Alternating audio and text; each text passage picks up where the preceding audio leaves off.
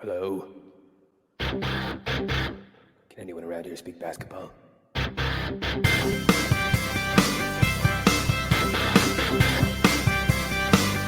it is. It's the Confederacy of Dunks Basketball Podcast.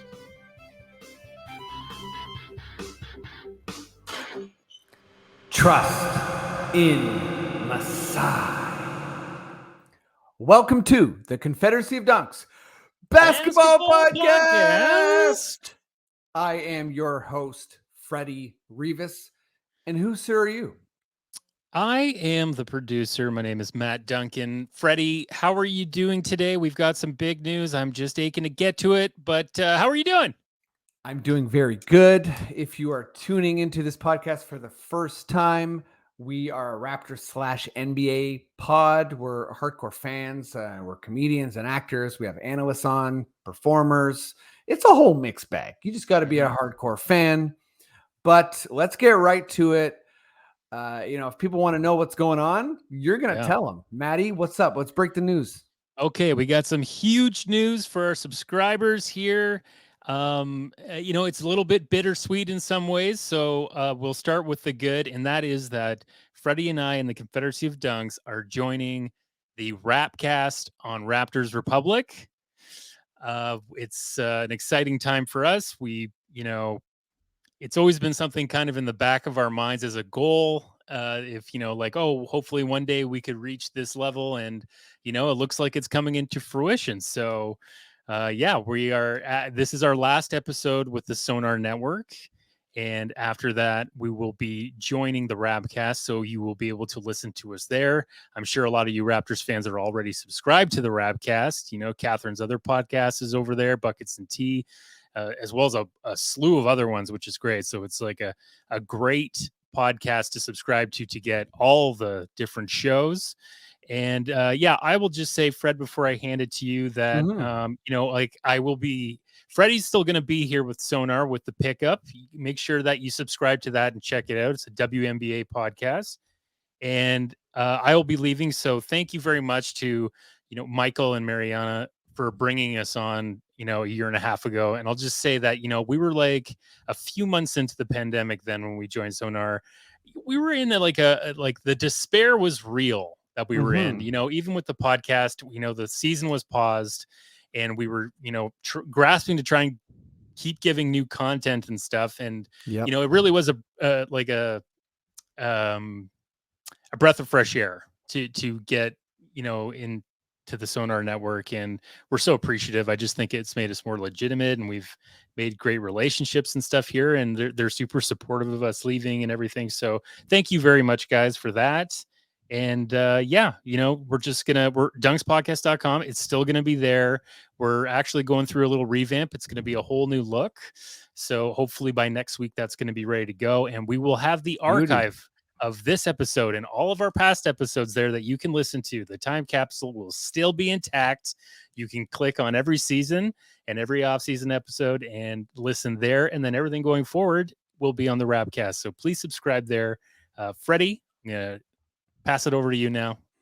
Yeah, I mean, I might pass it back in a sec, but I'm just going to say a couple things. One, Maddie, I so appreciate your effort and, being, a teammate with you in this. This is like a big moment for us. We've been working towards, just on our road to like legitimacy, doing this passion project and talking raps every day and having fun and, messing around. The idea of the time capsule is so special. And I like that we have that, people can always go back and check what the Kawhi season was like. Yeah. What getting swept like by Cleveland's like, whatever. Yeah. Like it's, the history is there. We've been a podcast since me and Kevin Dowse freaked out when we traded for Kyle Lowry. Like that's the birth of this podcast. When Brian Colangelo traded for Kyle Lowry. So it started in a storage unit, and now we have some professional aspects to the pod. We're still loose and nuts. So, a big thank you to you and this journey that we've taken together. So first and foremost, I want to say that. Yeah. Thanks, man. No problem. Like, pleasure. without you as a producer, like, this pod just isn't what it is. And, whether it's an insane sting or a snowblower or whatever the hell, or the love for Chuck Hayes, the hate for the Spurs, whatever. Yeah. Right. Yeah, Been that's quite a faded. journey. That's faded a bit, right? Yeah. And also I'm gonna thank Michael Mongliardi and Mariana Monitis as well. Just echoing what you're saying, they put so much effort into this podcast with promotion. So make sure everyone to please continue to check out the Sonar Network, support all the podcasts. Like, these are local Toronto comedians for the most part. And every little bit of energy you give them is just appreciated and received, and we're still fans of the network big time. So definitely continue to support Sonar. Obviously, me and Catherine's podcast, the pickup's still going to be on there, and that's our home, right? So and then I'm also going to say I'm so excited for Raptors Republic.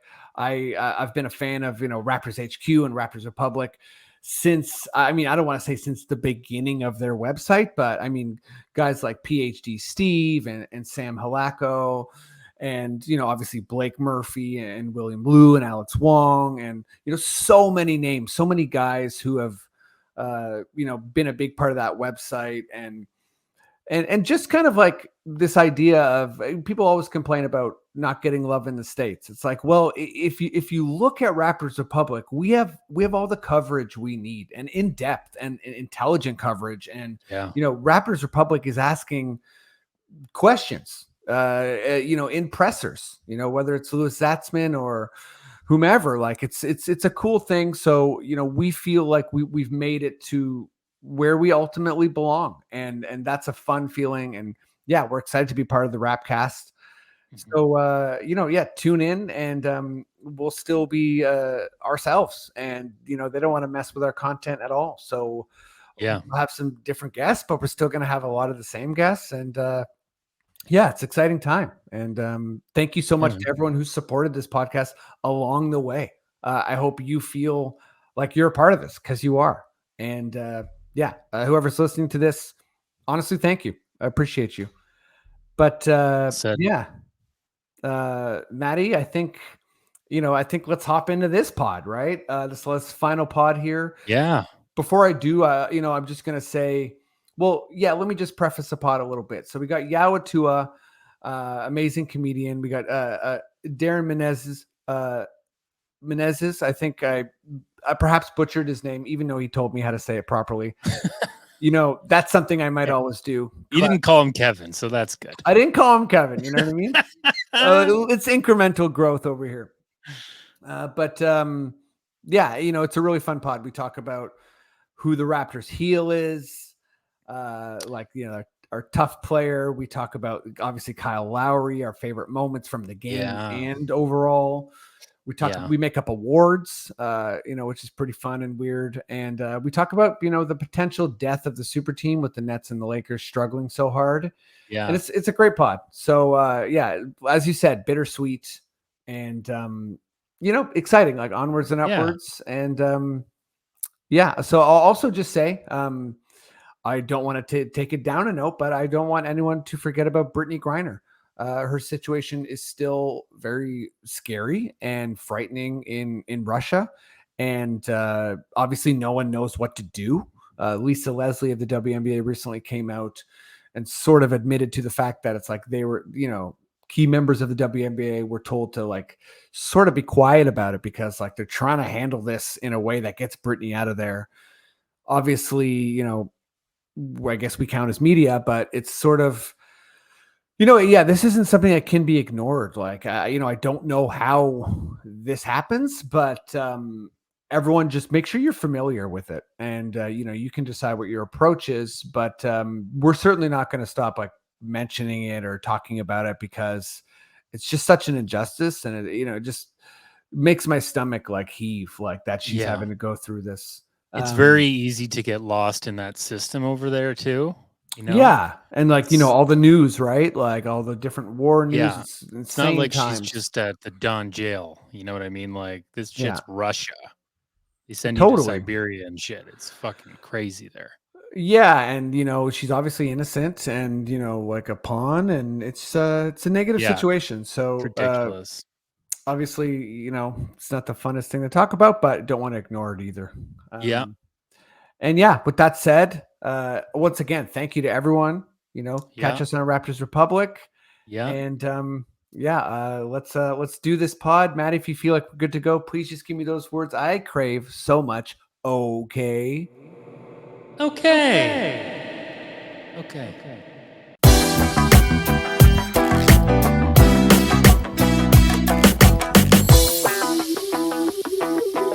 All right. Bam. Lagasse, Bam, Adebayo. Let's go. This is going to be a fun pod, number 240. Of course, the Lowry game just happened. We'll talk about that. I was there, missed the intro like a true clown. So, feel free to make fun of me if you see me on the street. I'll be, I think, regretting that for the rest of my life. But, things happen. Scotiabank lines were slow. They were slow. I don't know what to say. But let's bring on guest number one. It's his first time doing the pod. He's a hilarious comedian, pretty good baller. Like we played once at Christy Pitts. He's got a podcast going. Where is it here? Toronto Sports Pod, and he just restarted a show. I know he used to have a show in the Hammer, but he just started up Winona Ride or Die at the Winona Bar. I assume same owners of Tall Boys. I'm really excited to have him on the pod. I think we're gonna vibe basketball wise. Give it up as loud as you can, even if you're at home alone, for Darren Menezes.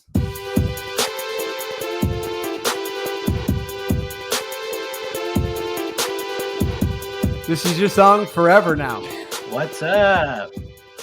How are you? Great Thanks song. for joining. Great song. Thanks for cooking up this song for me. I love it. Hey, no problem. Right off the bat, let me just say, I clearly stuttered on your last name. So that's okay. Can you say it correctly for the folks at home? Last name, Menezes. First Menezes. name, not sure how to say it. Hard to say. First name, no one knows. No one knows. Darren. It's that tough. Shit's weird. I'll leave it alone, Darren Menezes. Yeah, thanks for having me. I'm a big fan of the pod. So, I'm excited to be on here. Man, I'm excited to have you. I appreciate it. I feel like we had some chance encounters on the Westway rail path, Yes, I live right beside it. So, yeah, I'm always there. I'm always on the bridge. Yeah, you're always living life on that DuPont Bridge, baby. Before it becomes all like a net and stuff. Yeah, exactly. Let's keep going. Let's bring on guest number 2. He's done this pod a bunch of times. He does it all. He's a hilarious stand-up, sketch comedian, podcaster, improviser. He's an actor. He does fringe plays. Like honestly, this guy's like got it all going on. Give it up as loud as you can, even if you're home alone, for Yaw Attuah.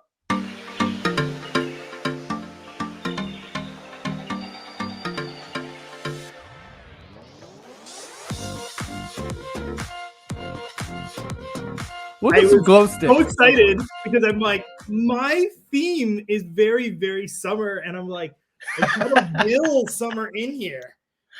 People who listen to me on the pod, I'm on theme song 2, but both of them are very summer. They're both very. That's a great song too. Right now. I like that too. God. Maddie looked at me. Producer Maddie looked, and he was like, "This guy loves summer," and I was like, "I do," and then I was like, "Oh, I do." Yeah. Definitely give off a summer vibe. I like it.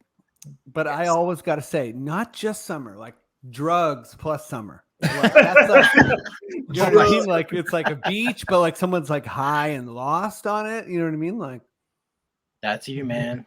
That's you. I nailed you. He's like, me, but it's I'm me. Straight edge. You know what I mean? Yeah, it's not me, but it is me. I see Yaw and I'm like, drug summer guy. Yeah, I've hung out with him. He's cool. Oh, for sure. It's like drugs and alcohol, baby. Not just an exhibit song. Okay, enough slander on Yaw for no reason. Just the nicest person. He's like, dude, I got an agent. Man, don't talk about me like this. My agent will be like, all press is good press, baby. And You know what? So would mine. So, all right, let's jump right into some Raptor stuff. Maddie, good sir. I mean, the stings have been coming in hot because I think Maddie found a new website. So, good sir, give me your most delicious, weird Raptors sting. Scotty Barnes reminds me of myself filming The Predator. He's not afraid to get muddy. There we go. I mean, I love that one. I love that. I love that. clearly Arnold Schwarzenegger. Remarkable. That's remarkable. Clearly the Predator. And And discussing the filming. I'll die happy now that we've heard Arnold say Scotty Barnes. Yeah. Yeah. I think out of all the ones Matt's done so far, that one seemed like an actual sentence, but that he somehow slipped Scotty in there. The other ones so far have been like this weird mishmash of like, like does anyone remember that time when it was like Google, like a Google Vision and everything looked really weird? Yeah. Do you guys know what I'm talking about? Where it was Yeah. like Google would animate things. Yeah. I think Matt found a website like that. But The for audio. Confederacy of Don't Say Talking Raptors! They talking to you! See, like if Stephen A heard that, he'd be like, "Did you?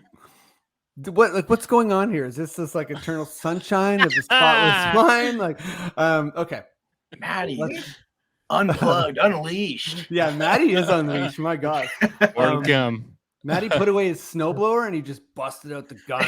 I'm just waiting. I'm just waiting to say something that elicits the perfect vibe for Maddie, and it inspires him to find something Okay, that goes with it. That's my dream. That's what I dream of the podcast. Besides leaving my opinion, it is my dream to inspire more sound bites.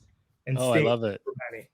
well, yeah. Let's go to you first. So, give me your fave.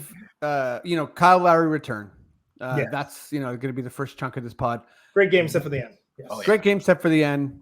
I was there. Was an awesome game. Yeah, like Hero went off, and Max Struss was like 7 for 9 from 3.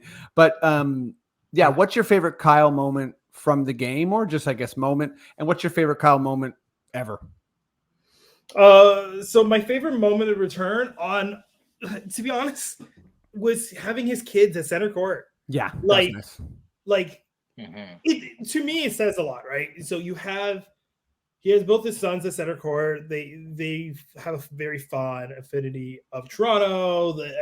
Everyone remembers the intro for his dad when they were in the bubble, but it's kind of like one, we as fans and family know his kids, and two is for his kids to be like absorbing. Like I feel like they were like, we're going home for a bit, we're going home for a visit, and then they just look out at the crowd and they're just like, we're all cheering for you guys. So for me, it was like that, because most of the time when players go home or players go back to a team they have affinity for, history for, it's them at center court, is them having that moment by themselves.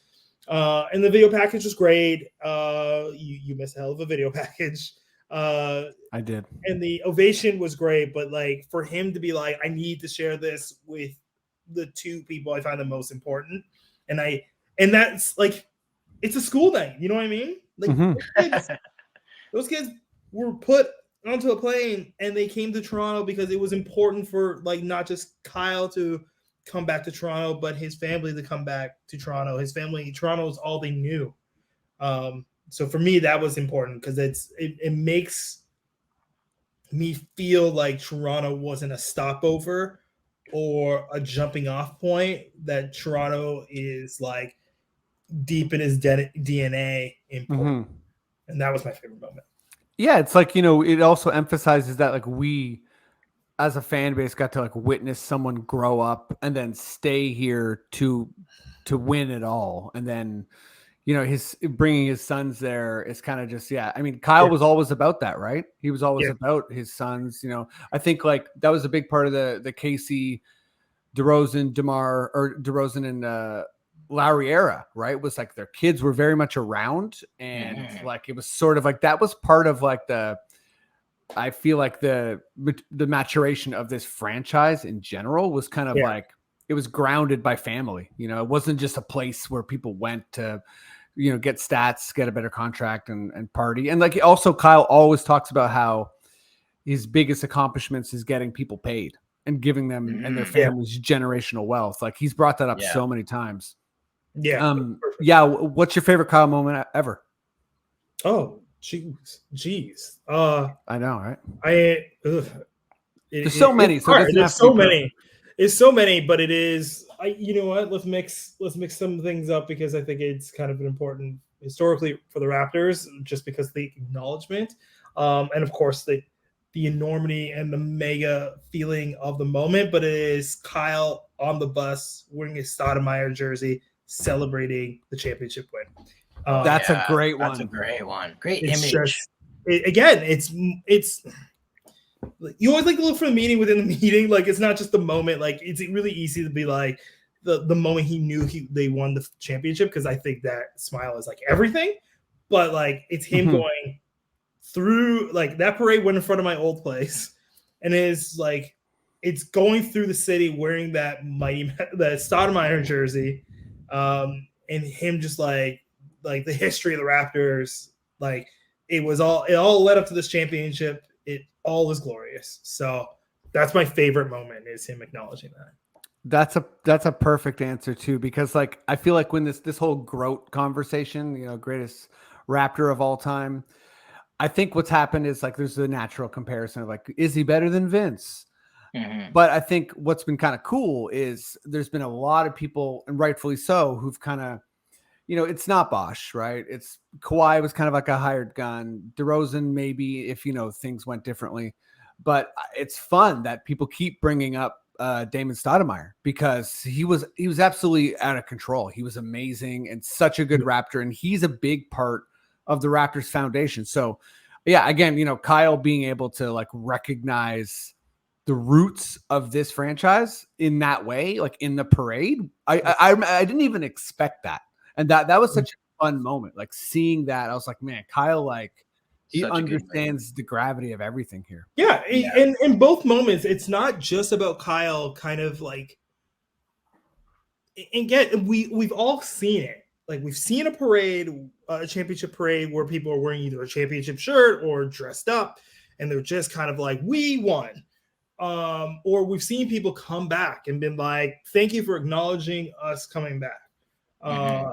But in both situations, Kyle leveled up in a way that you're like, see that? He's thought about this moment a little bit more than other people would have, and I acknowledge him for it.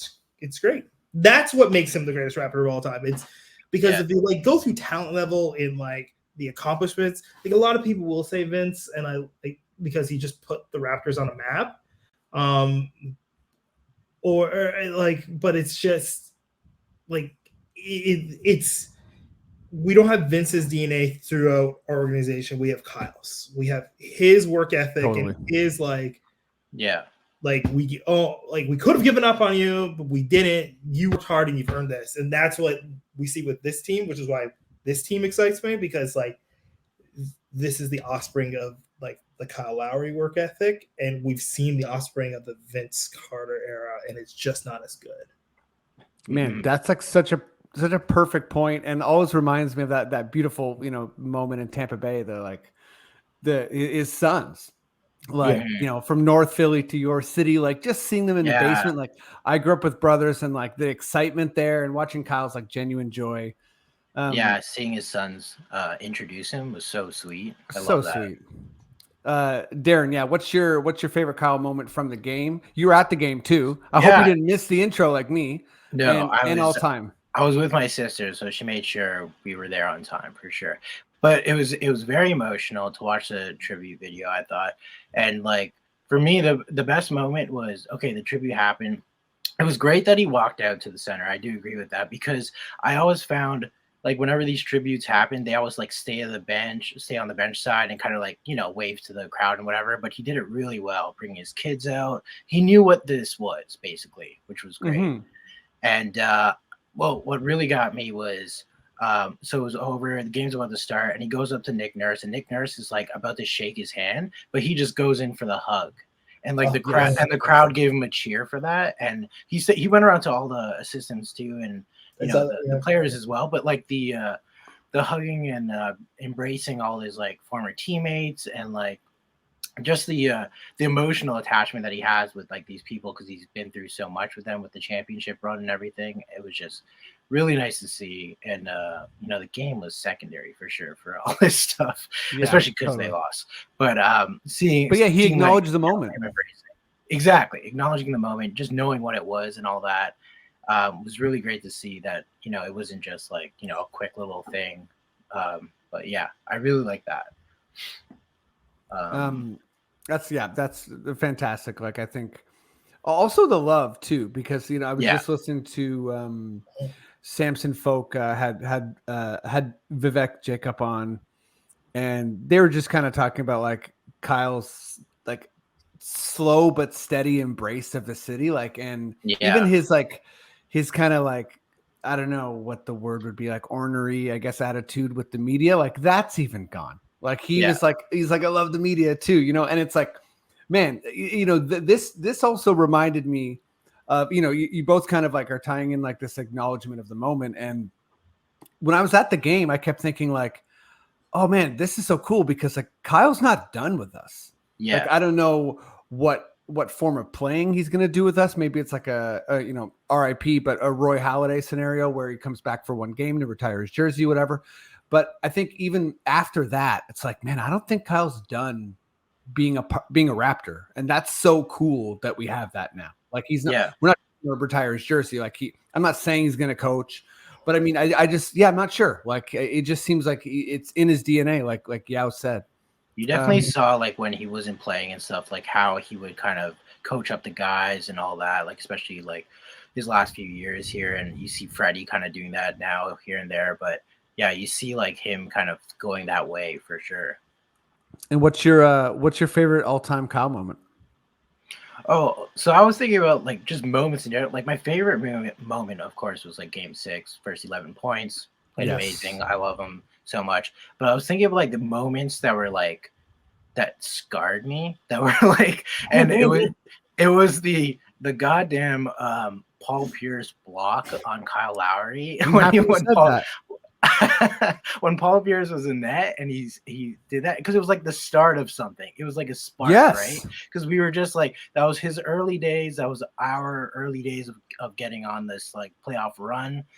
Changes were happening, It was like the acknowledgement of like, we're a good team. We're not there yet. And it had to be Paul Pierce, obviously. And that scarred me. And the other one was when he got the game tying 3-pointer against Miami. Yeah. And I just remember him.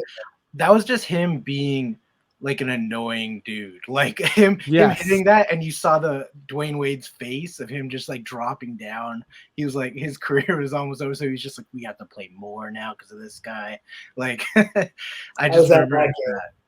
Were you at that game? I was at that game. Oh my God. That was a nuts game. Yeah. I was a buddy of mine. We were there and we're like, we'll sit in our seats. We'll be there to the final.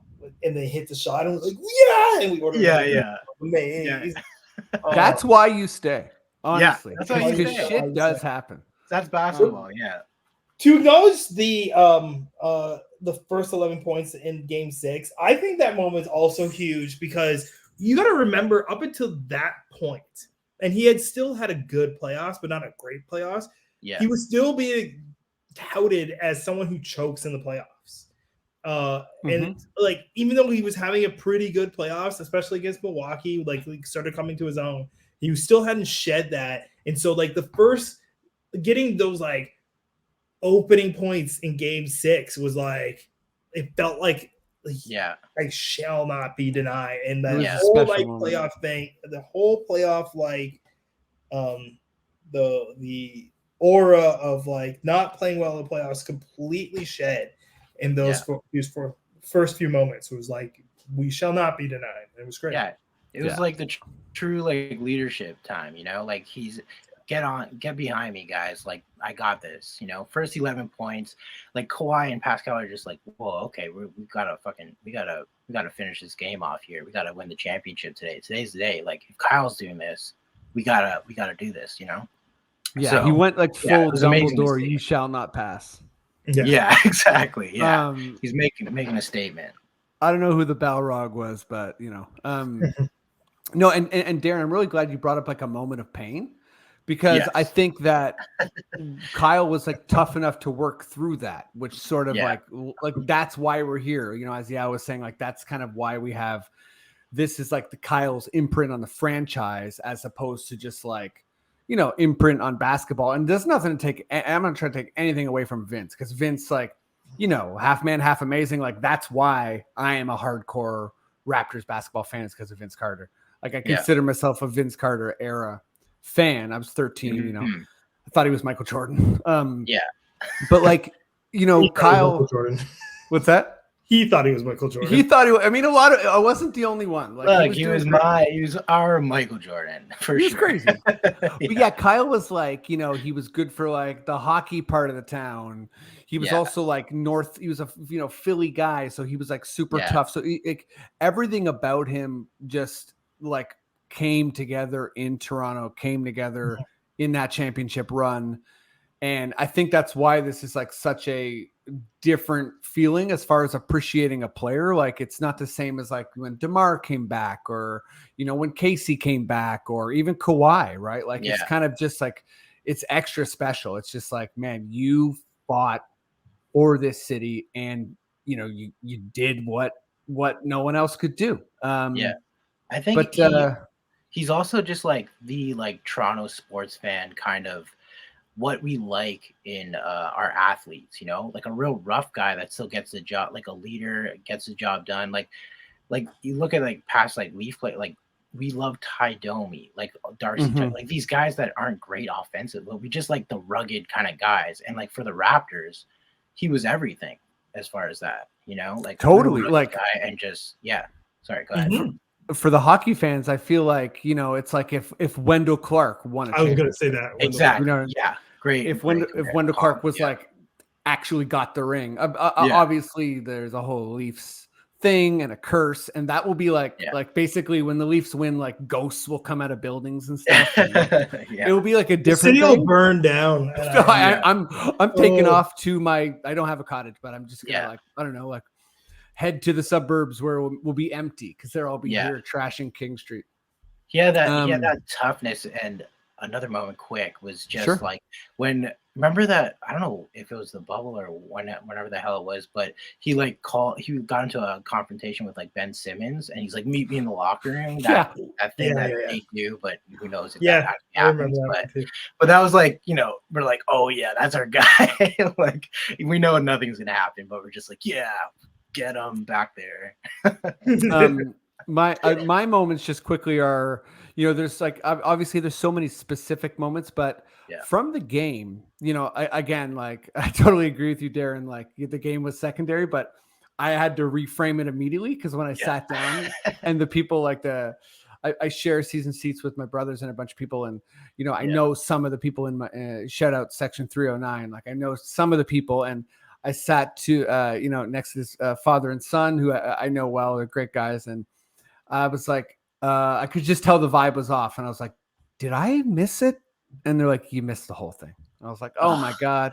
I just was like, all right, whatever. I'm locked into the game.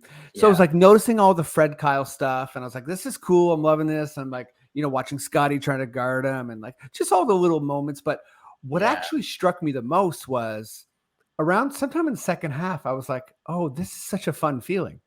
I absolutely hate playing against this guy because he's tweaking the game in such a way where we're playing great, but he changed the momentum.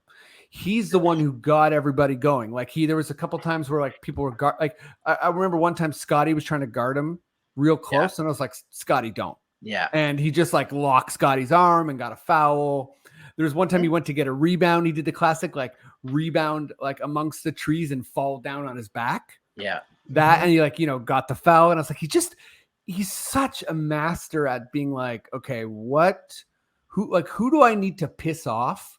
Yeah. Like, you know what I mean? Like, who am I going to piss off on this other team to make sure that like their energy goes wrong? So like that was the game. And then for me all time, I wasn't there, but I don't think it was the year before Tampa, I'm pretty sure, but the comeback against the Dallas Mavericks was like a classic, like Kyle plus like Rondé Hollis Jefferson and like Malcolm Miller. And it's like, that was like pure Kyle plus bench energy. Bench, man.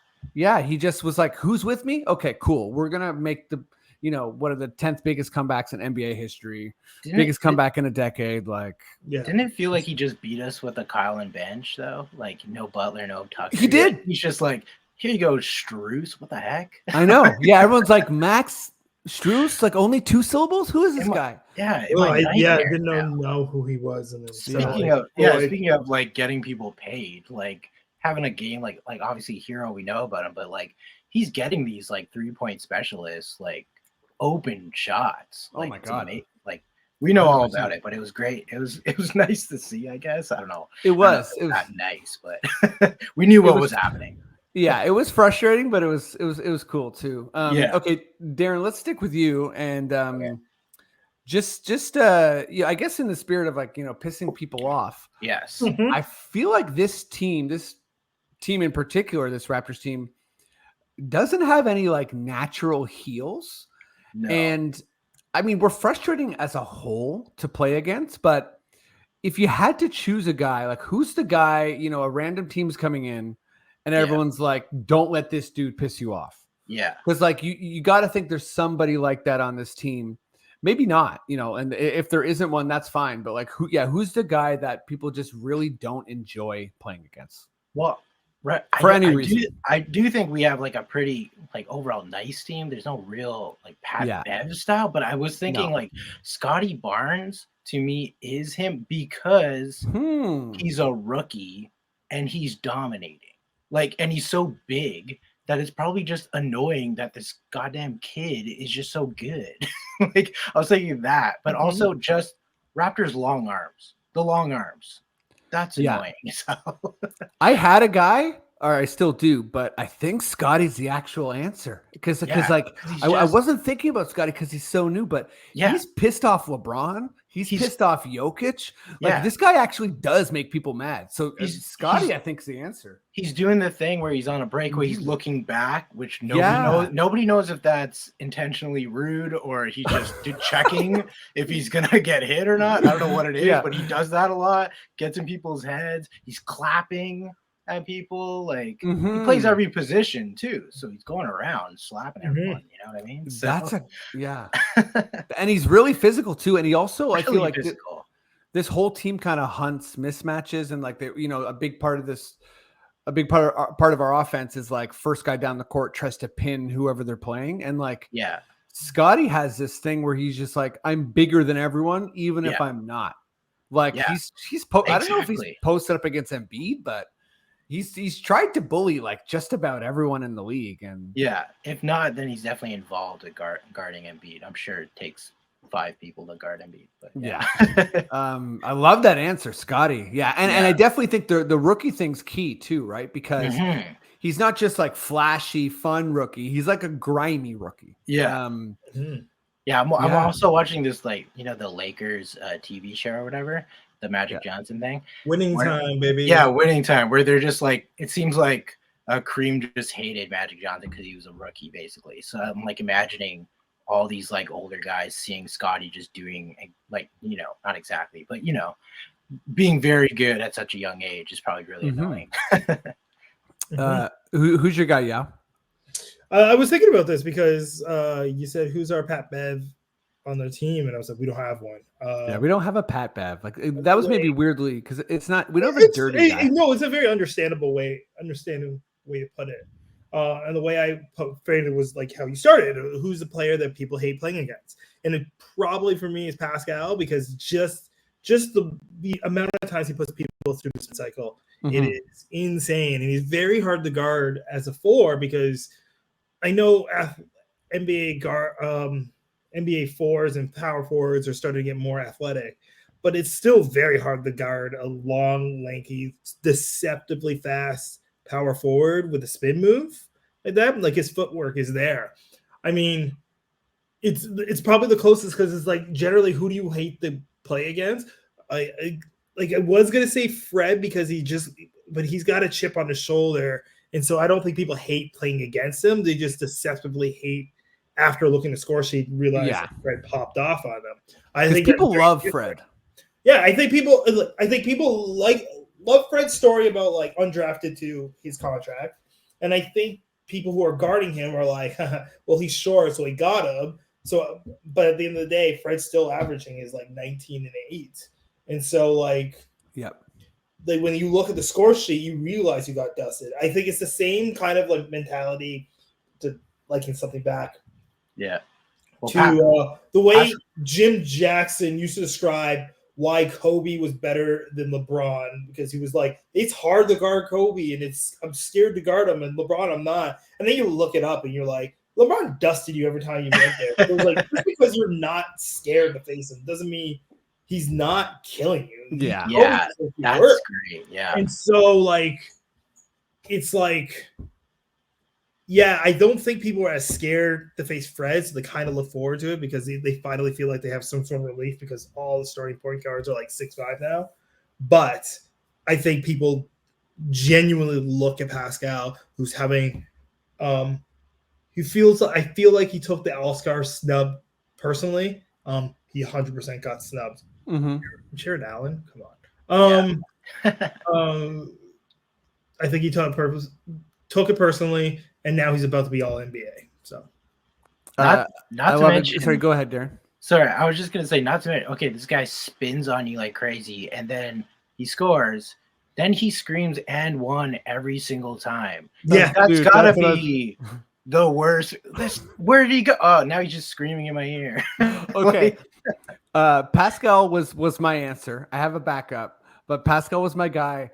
Yeah, pretty much like so. Yaw covered it way better, but like that's the only thing I was gonna add is like there's so many clips of him being like and one, like and he just that one clip where he says it like 7 times in a row to me is like, and he retweeted it. That's one of the funniest things I've ever seen because like he's just on the ground like screaming in the air, being like and one, and like he won't stop, and like it's so annoying, like and then he also does things like someone on Twitter pointed this out. I'm like, oh, that's pretty funny.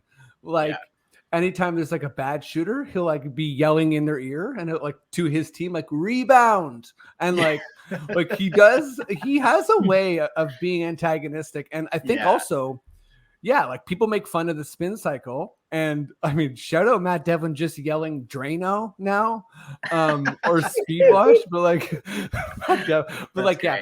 it is frustrating. And, you know, I think Yaw covered it well too. Cause like Pascal is like, he just doesn't fit the regular story in the NBA. He's not a top draft pick. He doesn't have like traditional skill. Like everything about him is a bit funky. And the fact that he's finding himself, and, you know, to your point about the All-Star too, it's like, I think at this point he'll be an I don't know if he's a full all NBA snub, depending on what you think about DeRozan and Levine and Butler. Well, but I was thinking about the forwards in the he's in there.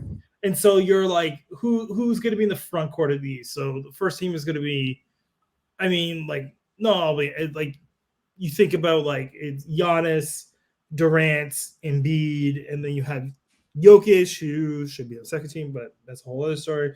Then you have LeBron. And then after that, you're like,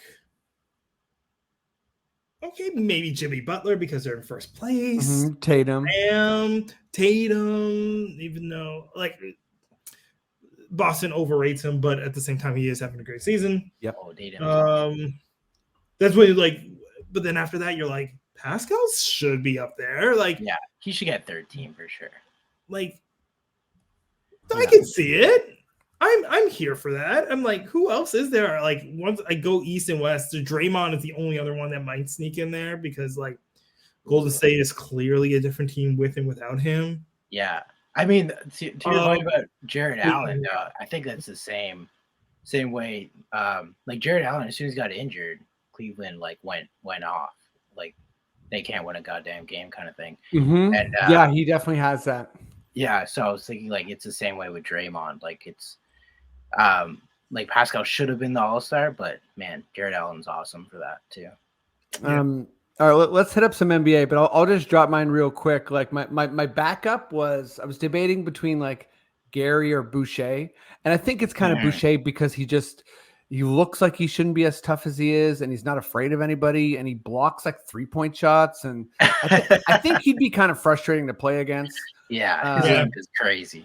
But I think Scotty is the right answer, and Pascal was my answer.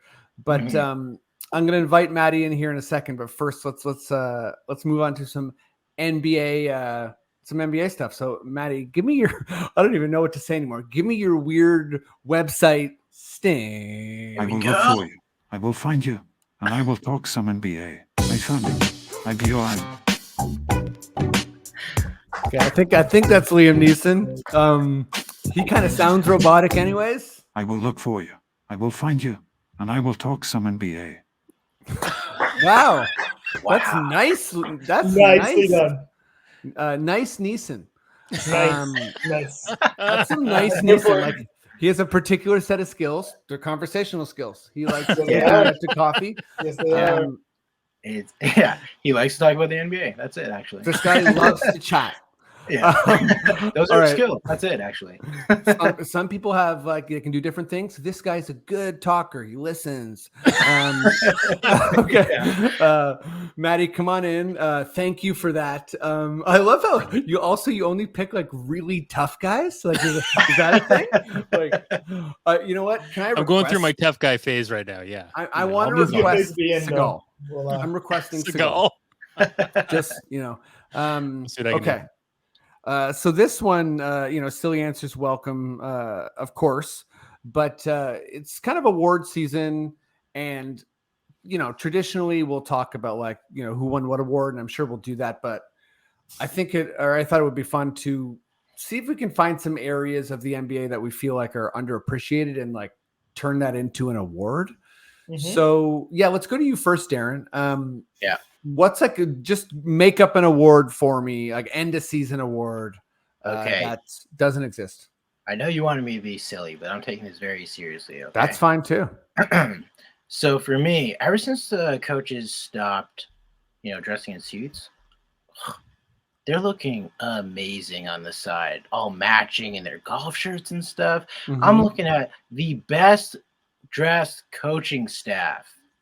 I think the Raptors might get it. I love the way they look. They're all matching in their maroons and blacks and grays. Yeah, Big Cat's in there looking like, an old retired Jabberwockies or something. Like, they're all looking amazing over there. So I think they need to be appreciated for their style and the fact they're not wearing suits anymore, but it's fine, everything's cool. So yeah I'm going there. I'm going off the books here. I'm going. And also, you think about narratives. Like, once that award happens, then it's all on. Next season, people are just wearing ridiculous things. Oh, and designers are coming in. Yeah, they might get a bright color. Yeah, there's going to be like Ralph Lauren going, "Can I sponsor your coaches?" 100%. Yeah, it's going to happen. It's going to happen. Well done. Yaw, what's up? What's your end of season award? Okay, so we're talking about underappreciated. Something that is appreciated less than it should be. And I am thinking to myself, hey, you know what's really underappreciated? Receiving criticism and then playing well afterwards. So my award is for I like that. Let's call this the Thin Skin Twitter Award. And it goes to Kevin Durant. Every year? Yeah. Now, the Burner Account Award? Most of the time, your boy here is like, Kevin Durant is a little overrated. He'll never be the best player in the NBA. I'll go after him. He's just a great shooter. But I will fully acknowledge that historically, Kevin Durant actually has the toughest demeanor. And here's why.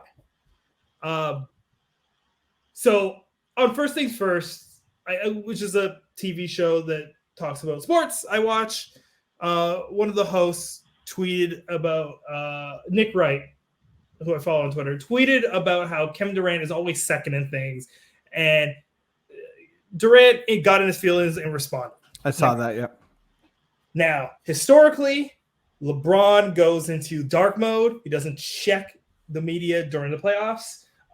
Michael Jordan ignored fans, only talked to Ahmad Rashad, which is so weird and funny. It's weird and funny, but there's such a disdain. Everyone is like, don't check Twitter, don't look at it, don't take these things personally. Kevin Durant not only had a burner account, which is like all times lame, and everyone called him out on it, but he routinely checks people.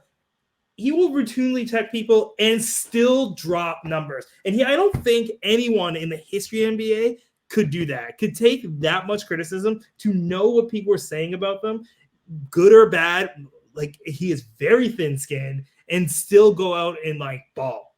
And I think that is super, super underappreciated. Everyone, like, it is like something like Tom Brady can't even do it in the NFL. So some people are just very, very like very sensitive, including Kevin Durant, and they take it personally and they have a bad game. And I'm not talking about like he goes out and drops 60 and goes in your face. I'm like, he takes it and then goes out and does his job properly, like how everyone feels like you should. So it is very underappreciated to take all that Twitter heat and still be at the top of your game. So Kevin Durant, today on this podcast, for your boy Yaw, you're finally getting your flowers. I'll also shout out KD as someone who, I wasn't sure if he would make it to all NBA level post Achilles injury. Like, it's been an inspiration. Like, he absolutely, regardless of like the success of the Nets, historically or whatever, he really he himself has done it and has been excellent on both sides of the ball. Like, one of my arguments is that he would lose a step defensively, and just the Achilles injury is crazy. So he's changed the game that way. Okay, Matty, what's up? What's your award? I don't know if they have this award or not. I don't think they do. At least it's like probably somewhere else that they get awards for this, but along with the other NBA awards, they don't. I think the broadcast needs to get some awards every year. I think there's got to be a best broadcaster. Sure.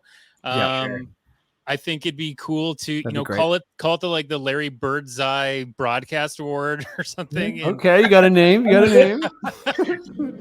That's and great. Yeah, just like I don't know if they would be competing against each other or it's just like one team gets honored every year. But I feel like that's for the majority of basketball fans that like they're such a part of our viewing experience, right? 100%. Like, so I just think that we obviously are biased towards Matt Devlin and Jack and as you said, like he does weird things. He's doing Drano now. Ron Jeremy. Some people hate it. Some people hate OG Oh My. But overall, it's like it's always exciting, and I think every franchise has. I think the fans really appreciate them. So yeah, give them a little bit of love at the end of the year. Give them the Bird's Eye Broadcast Award. Bird's Eye Broadcast. That's a great one. I just want to say shout out Amy Odebear. Like I think it's her first year, right? And she always kills it whenever she comes on. So she's been amazing. We have so many good rookies in the Raptors culture here, Yeah, Nurse has been great. Oh, I was like Nurse, right? Kia, of course. Kia Nurse. Yeah. Not Dr. Nurse. Nurse Broadcast. Oh yeah, that's great. I didn't even connect that they had the same last name.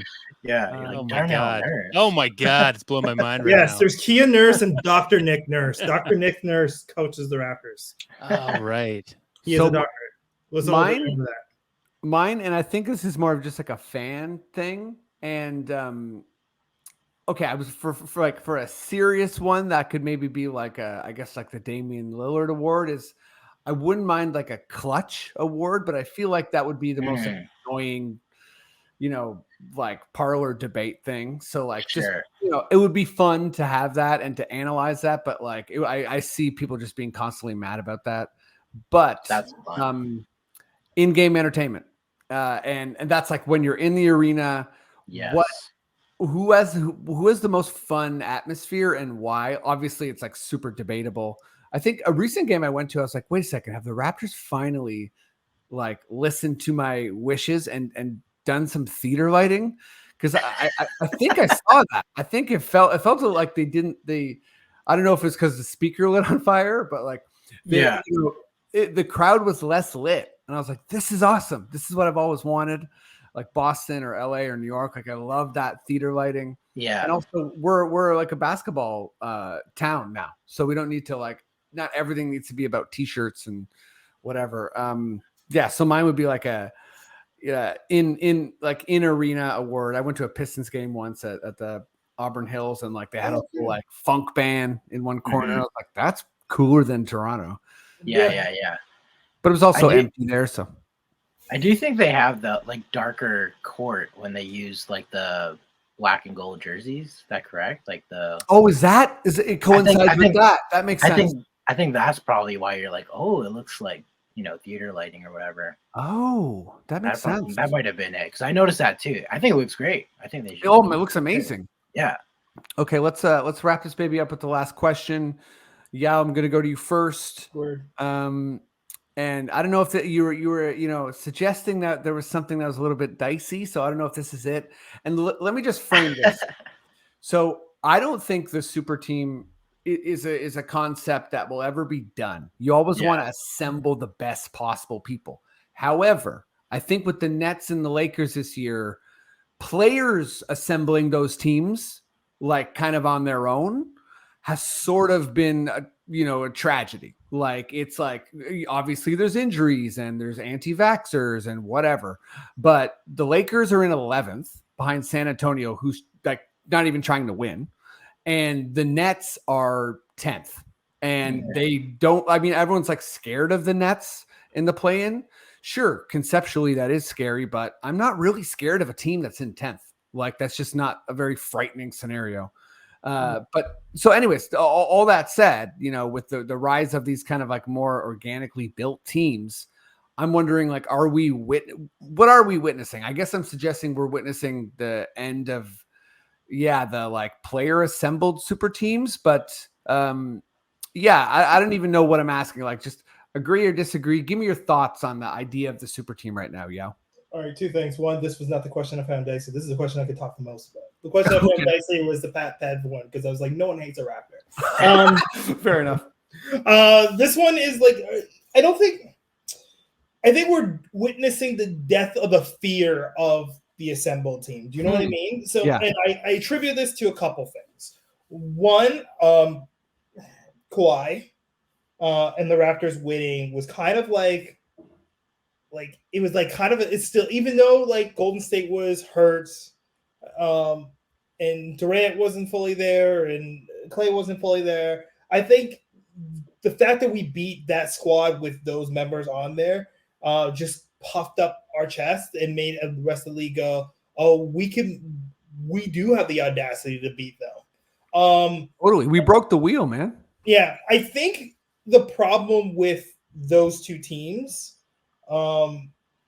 is they have soft GMs. I think they just didn't build a good team in the sense of like a team. Where like right now, Phoenix, which is the media darling, looks like the prototypical perfect team where like there's a point guard and there's an outside guard and there's a big man who stays inside, and it's like defenders, not adhering to like any kind of like new metrics. They shoot the mid range. They're just like an old head's dream. Where like, well said. Yeah, Phoenix is like traditionally, they're like defying analytics by being traditional in a weird way.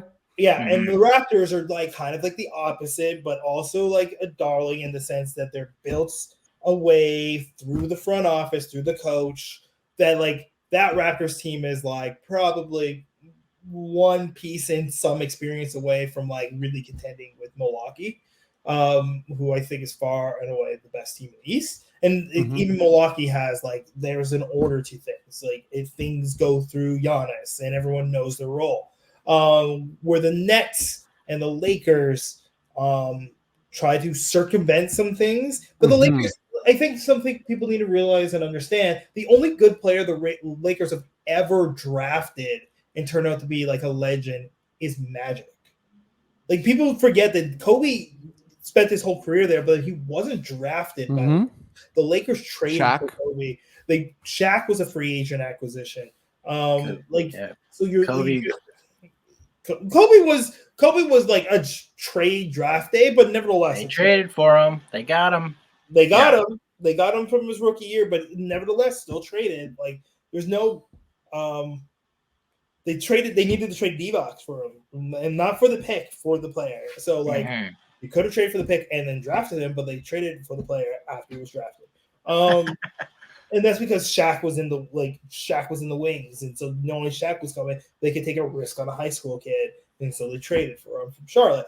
Nevertheless, I just think the super team, the way players have put it together, is off because there's a nostalgia amongst players. Again, I go back to the whole Jim Jackson quote about how he was like, Kobe is better than LeBron, and then you look on paper and you're like, in what way? Because you play better against Kobe than you do against LeBron. And players have that same mentality where they're like, you know who's great? Russ. And you're like, well, analytically, he hasn't been great. He doesn't fit with your team, and everyone on the outside in saw that. So a good GM would have been like, that's a nice suggestion, LeBron. We're gonna move on though and get somebody else. But how many people are gonna? I mean, are they gonna stand up to LeBron though? It just wasn't gonna. And especially like I feel like he was the Miami days are like it's the example of player GM, right? When Dwayne Wade and Chris Bosh LeBron, when that happened, everyone's like, okay, LeBron, okay, we trust you a bit. And then obviously they win all the championships and whatnot. And now it's like whenever they're trying to do that, like he's past his prime. I mean, obviously very good, but I mean, he just can't have that kind of weight on him anymore without like, a good bench and stuff. And when he got Russ for all the basically his bench, that kind of like that set them back quite a bit. So well, again, like people blame LeBron for like this GM thing, which I think is one, ridiculous, and two, like at the end of the day, he got you a ring. Like every stop he goes to, he gets a championship. Like let's look at freaking. Yeah, usually 4 teams a decade at the most win a title. He's a good win now GM, but he's not like gonna build your team up. He's like, I'm playing right now. Let's go. Let's get boys. Oh yeah, he went to the Lakers, or he went to the Cavs, and he's like, get rid of Wiggins. He went to the Lakers. He's like, get rid of Ball.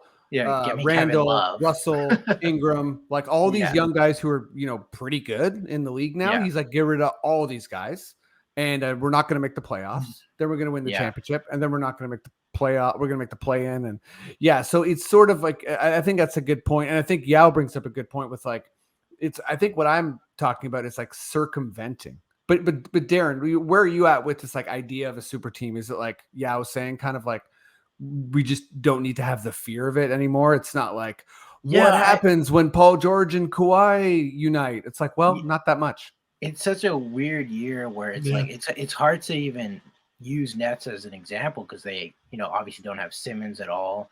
They didn't have Kyrie a lot of the year. Kevin Durant got injured, so that's like the superstar team. And then obviously Sixers, Harden leaving. Simmons leaving, they're getting Harden, and then that's just the 2 of them. So does 2 superstars count as a superstar team now? Like it's hard to say.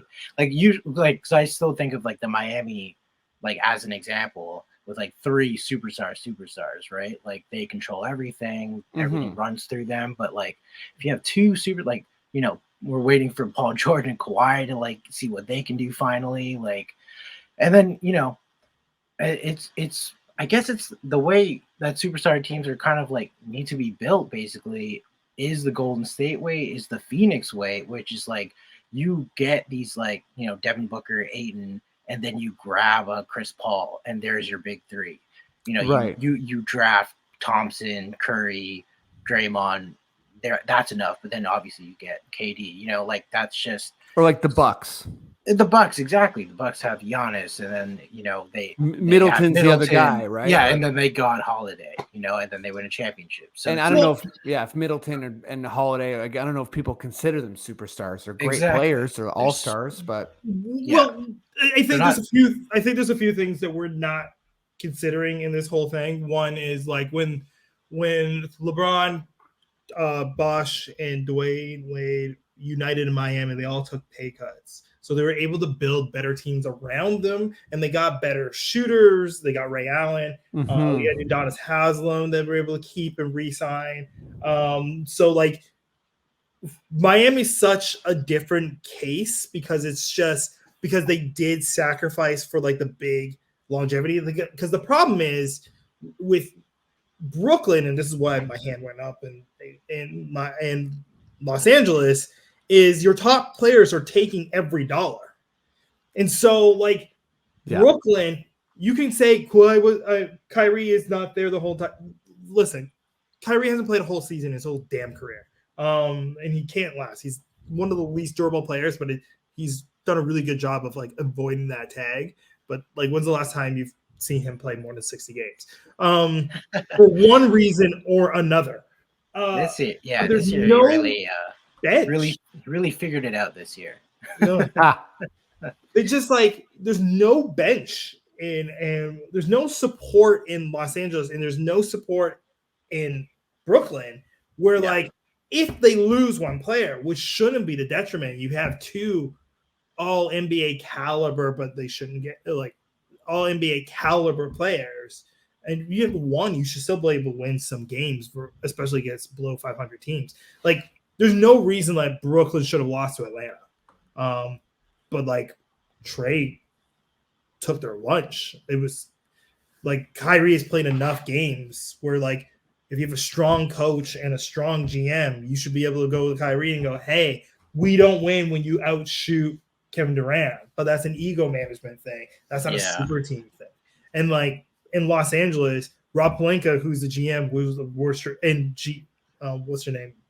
Linda Rambis, who should not be in that office, are like, well, we're going to listen to LeBron, and then we're going to get Magic Johnson to go on late night shows and ESPN and trash him because we want control of our team back. Like, stand up to the guy and be like, we build a team. This is not successful. We did things your way. Like, I think that's just I do think that's just the sacrifice of having LeBron on your team. Like, he's just one of one, like the biggest superstar in basketball, like top two of all time. Like, if you get him on your team, he's controlling it. Like, if he wants Westbrook, that's what happens. Well, like he did it on DeMar. He did it and they got him a ring. But then you tore the team apart. So that when you only the Raptors in recent history have had like a championship team's DNA completely restructured in the season leading up to a defense. Like no one, like only two major players were on that team were still there. And so like I'm not blaming LeBron for that whole team kind of falling apart. No, like, I mean, like if Anthony Davis gets injured, and he does a lot as well, like same with Kyrie, like that's a huge chunk of your team. Like that's just such a I don't think Kyrie and Anthony Davis are doing their end of the bargain. I don't think they've come to play. I think Kyrie has no interest in playing basketball anymore. And it's hard because Ben Simmons also has no interest in playing basketball. So I feel really bad for Brooklyn fans who are like, that's a great team. That to me is sort of the super team thing, right? It's like if everything is hinging on three players being healthy, and one of them isn't, well, then you're in trouble. Yeah. So it's sort of like this thing. It's like as far as a team building thing. And sorry, go ahead, Darren. Well, just like to win a championship, everything needs to click, right? Like the injuries are going to happen. Like when you hit the playoffs, that's like 2 months of playing the most intense basketball. Injuries are going to happen. Everything needs to click. So it's like, it's tough to like just blame this and that and like the injuries and whatnot, but like that's just how it goes, you know? Yeah, and it's all just like theorizing at the end of the day. Exactly. Yeah. I mean, if we compare super teams to like super team ups or whatever the case may be, like they only work with sacrifice, and like it is hard to build a team when like 40% of your cap is being eaten about like 2 good players or 3. Like it's just hard to build it, especially when players are like, I know I'm worth more, and like I could go to your team and sacrifice, but then LeBron's still taking top dollar. And I'm not saying LeBron doesn't deserve it, because LeBron is an economy all his own, and he will bring you a title. That he has proven that in 4 stops. I will say that I do think the Westbrook trade really screwed them up, because you lost like Kuzma, Caruso. Like you lost like all these really, really good bench players that were like Only a part Caruso was a good of loss. that. Only Caruso. What's that? Only Caruso was a good Okay. loss for him. Kuzma was trash, and they're like, they kept Yeah. him way too long. Well, He should have been in the Pelicans trade. I just keep bringing that up because if they just got DeMar and kept those guys, it's a different situation. But like when you flip all those players around, it makes a huge hole. And I don't think you could talk about like the salary cap and all that, but it's like if you just got DeMar to fill in that, the cap isn't like changed at all. It's just like once you get rid of those guys, it's a huge thing. Guys, I shouldn't have brought this up last because we got to wrap this up. But this has been a good one. One thing before, sure, yeah. Drop your final point. In defense of Russell Westbrook, because he is taking it this year. I don't think anyone could have predicted that he was going to have the worst season of his career, and I think the reason why they got him is because like he has twice shown that he can carry a team, drag a team through a section of games, and that's what I think they wanted because they also like everyone knows that Anthony Davis can't make it through a whole season, and LeBron is getting up there. So they thought at points that he would be like Oklahoma City, dragging to a 6 seed, and then when LeBron's back, they can boost from there. I don't think they called the whole like he's not going to be in it. Hey, he killed us. He killed the Raps. So I'm just saying, in defense of Westbrook, because the media and fans are just murdering him, and thus everyone's murdering the trade. I didn't think the trade was great, but I understood why they did it. Hey man, I'm definitely like of all my early season takes, I feel like I had a lot of strong ones. I thought the Lakers Russ, experiment was going to work. So I'll put my hand up as someone who thought that he would buy in and everything would just kind of like end up working, and for sure it hasn't. But I for sure didn't think he was going to buy in, but fair. But I did think he would be able to carry them for like a few wins, like keep them afloat. Look, Darren, do you have a final point? We all thought Dwight Howard, Steve Nash were going to win it on the Lakers too, right? So it's just beginning of the season. That's just how it goes. I know. In the summer, it's like big names, right? Now we all change our opinions now. So, yeah. People, in the summer, no one's like, Precious is going to be great. And he'll hit the 3. Gary's going to play D. Like all these things, these intangibles, like people. It's easy for people to be like 3 biggest names, they win. Yeah, exactly. But guys, this pod is amazing. Like I feel like we could talk for another hour. You guys are awesome. Yaw, let me go to you first. A lot of things are happening. Spring's here. I'm sure you're doing shows. Yeah, just in case anyone's wondering, spring's here. No, but we are wondering. It's a legit question to ask. Have you seen the weather? It sucks. Yeah, but what's going on? What do you want to plug?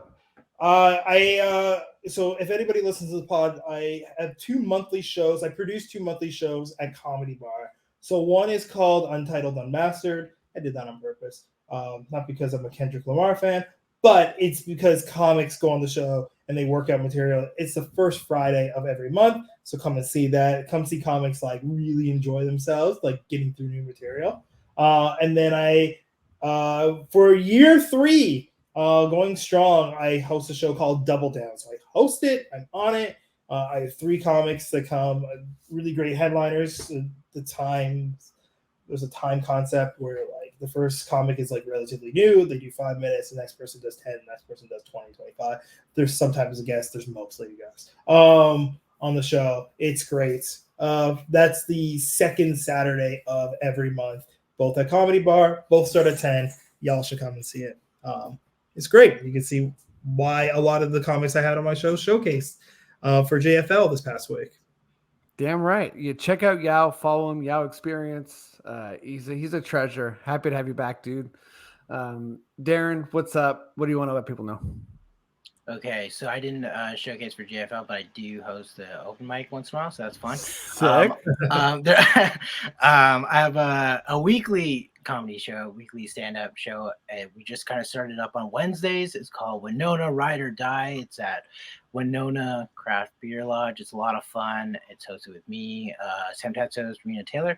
And then I have a Toronto sports podcast. That's what it's called, Toronto Sports Podcast. And it's me and my friend Sam again. We just kind of talk about the weekly news in sports in Toronto sports, and it's a lot of fun. So I do want to shout out also all these great basketball podcasts I listen to all the time, like this one and Catherine Nikers and Alan Shane Lewis. I listen to all these guys, so I'm very happy to be on here. So thanks for having me. Thanks for coming. I'll make sure to have you back soon. And yeah, everybody check out Toronto Sports Pod. Check out Winona Ride or Die. And yeah, check these dudes out. I'm feeling like hopefully we'll have a nice summer and good times. But you know, also just special shout out to everyone that's been supporting this pod and helping it grow. We got some really big things coming up. So yeah, you'll hear about that for sure. Yeah, I'm sure you heard. You heard about it in the intro. Yeah, you're gonna hear about it in the intro. But yeah, thank you all so much. We really, really appreciate it. And yeah, keep on rocking in the free world. No, that's Nardwar. Maddie, if you feel like we're good to go, please just give me those sweet words. Okay. This podcast has been brought to you by the Sonar Network.